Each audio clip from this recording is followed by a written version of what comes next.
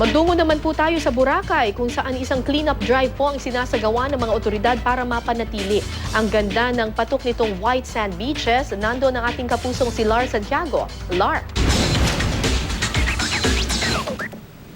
Kara, alas 6:30 pa lang ng umaga ay nagsama-sama na ang mga miyembro ng samahan ng mga may-ari ng Parao dito sa Boracay para sa kanilang cleanup drive dito sa beachfront ng Boracay. Ayon sa kanila, ginagawa nila ito bilang parang payback nila dahil dito raw sila kumukuha ng kanilang pinagkakakitaan. Ito ang kanilang main source of income. Kaya ginagawa nila yung mga paglilinis. Once a month daw talaga ay ginagawa nila ang cleanup drive na ito. Actually, hindi lang daw sila ang gumagawa nito, kundi maging ang ibang organisasyon.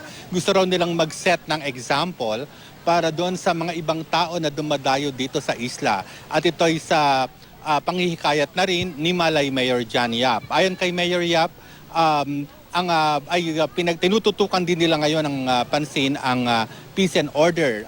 Nagsama-sama na ang iba't ibang organisasyon para bumuo ng isang samahan na talagang magpapanatili ng peace and order dito sa isla. At naging effective naman daw ito dahil ngayon nga ay mas kumaunti na ang insidente ng nakawan at mas naging maayos na ang paligid.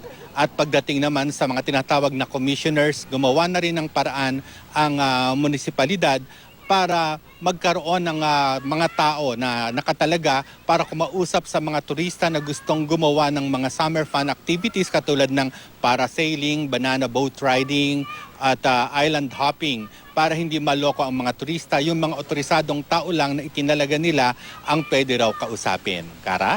Maraming salamat, Lar Santiago.